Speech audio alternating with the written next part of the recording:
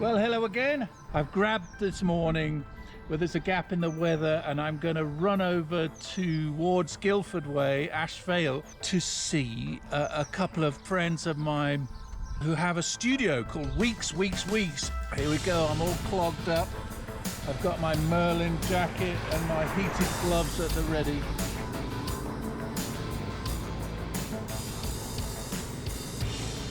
Well, welcome back to episode 7 of Bullet and Banter as I head out across the near freezing weather of the South Downs today.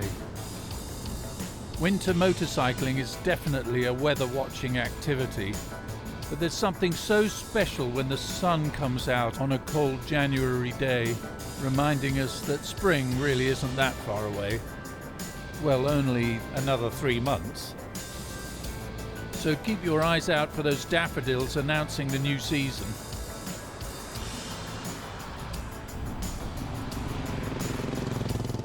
Well, I've really been having a lot of fun making these programs and so appreciate all the positive feedback and comments you've sent in. It really means a lot.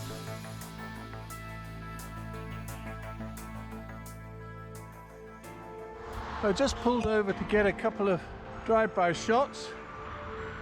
Look who I've seen. Hello. Well, had a nice surprise to meet you today. You lovely.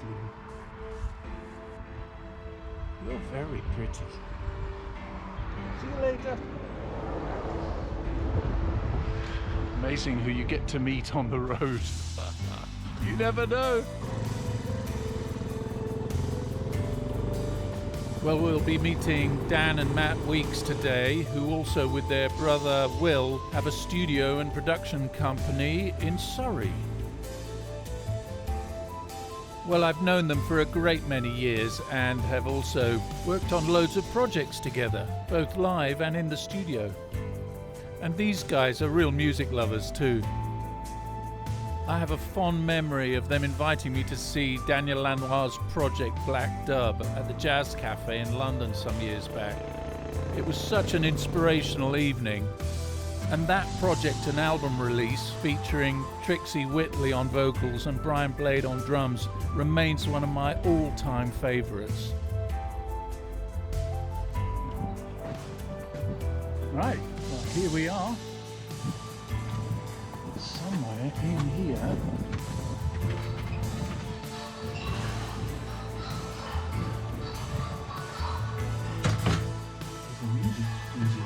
Hi, morning. I'm coming to see the studio. It's just here. Yeah. Fantastic. Hi. Hello, boys. Oh, glad to see you. What are you doing? Nice to see you. We're allowed to hug, is that? Are we allowed to hug? We're allowed to hug. Yeah. But look, here we're in the studio. What's this? This is our studio. And what's that? Those are your replenishments. Do you want to come and see Edna? Yeah, let's go and have a look at Edna. Before we Let's have a look at Edna. come and have a quick look at the edge. That's what she said. There she is. Beautiful. Edna. What's power? 500cc single. But you've got the word electro on it. Is that because of the style of music you like, or is this an additional element that it... Well, this Electra is because it has an electric start.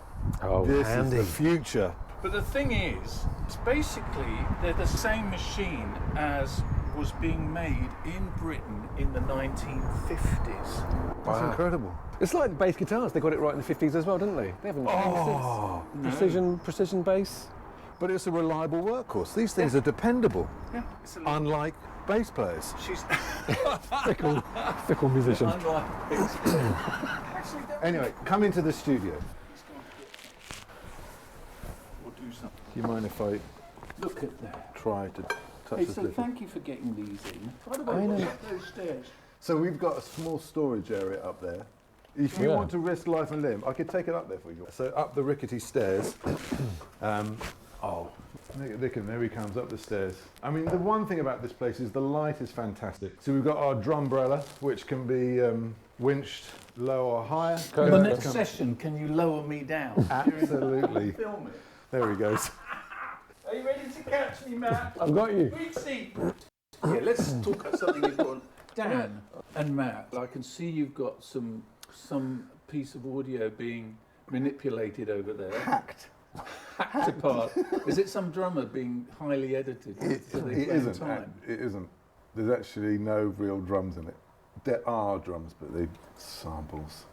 There's no real drums, you see. There are real drums. Sacrilege, isn't it? Will there be? There could always be. I know a guy. I have been recording some drums. Well, you play drums, of course, don't you? A little bit, smack away. You guys, are you musicians first or are you producers first? Oh, come on. I think the more you do it, you learn all those facets. But I think I'd probably come to it as I'm a musician. You know, that's my first sort of strength as a producer. What would you say yours is? Sort of. Really intriguing. You're that director. I really enjoy the idea to facilitate an environment to help someone achieve that musical goal. It is a great process. And you learn something every time by going through it.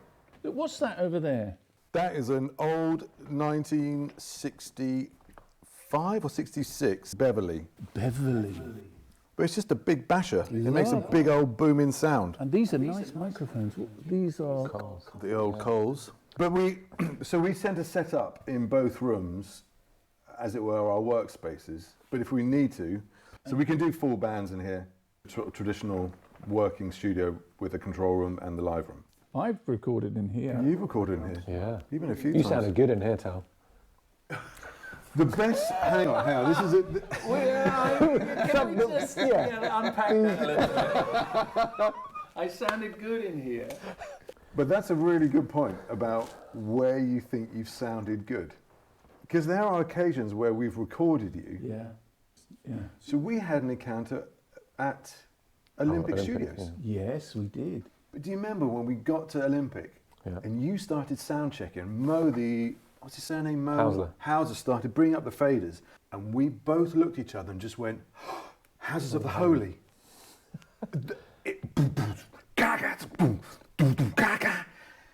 And it was like hearing the voice of an old friend. Yeah. You recognise the space. You recognise the sonic, and they had that incredible ceiling. Do you remember the ceiling? Oh my gosh, the scene was amazing. But no longer. No longer. Cinema. It's now cinema. Because those places are now, they're actually just legends now. It's heartbreaking in a way. Sorry, but I was going to say there's something about the evolution of music and new voices and new places. I think there are other spaces in the world that make equally good sounds. We just associate it with the music that was made there. Absolutely. Well, isn't that interesting? Because you're making music here too, and I know as well as you do, although it's an unquantifiable thing, that there will be songs written and recorded in this free space that will touch people's lives. It's a memory-making process. That's what songs do. For me, guys, that's a big part of the reason why I make music and stay playing music. It's a huge ripple effect, isn't it? So interesting. I know you've got to get on. Come on then, let's do something spontaneous. Woo! You do that one. Oh yeah. Oh yeah.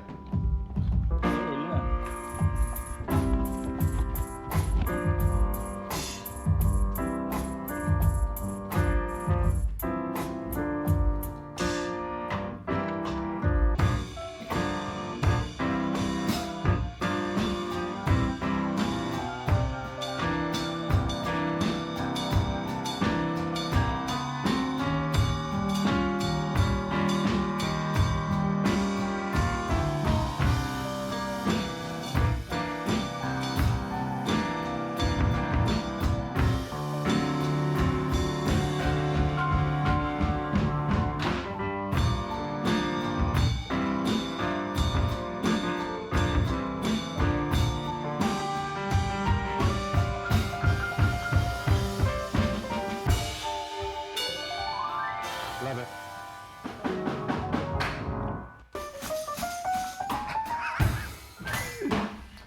Wonderful.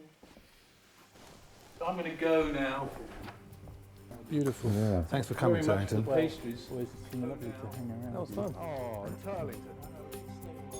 I know. We were halfway there, weren't we?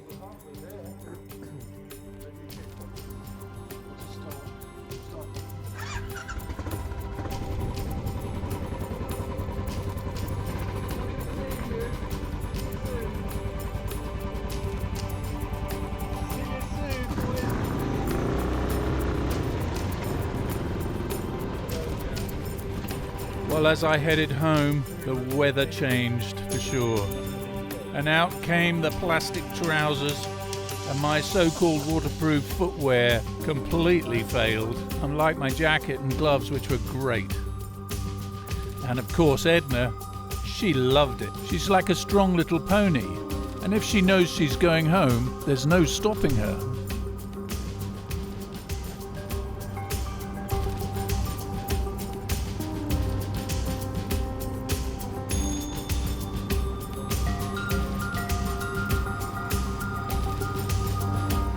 Well, it wasn't a very long ride, but it did get pretty murky on the way.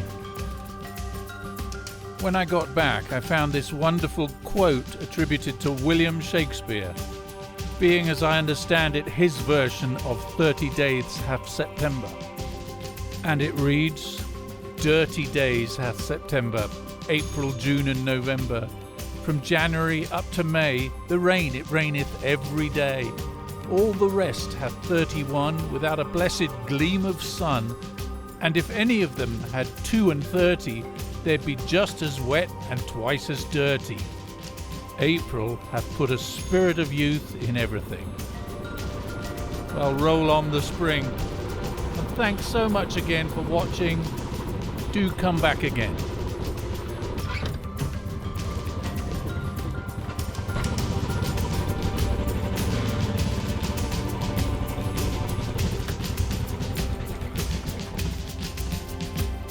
Well done, Edna.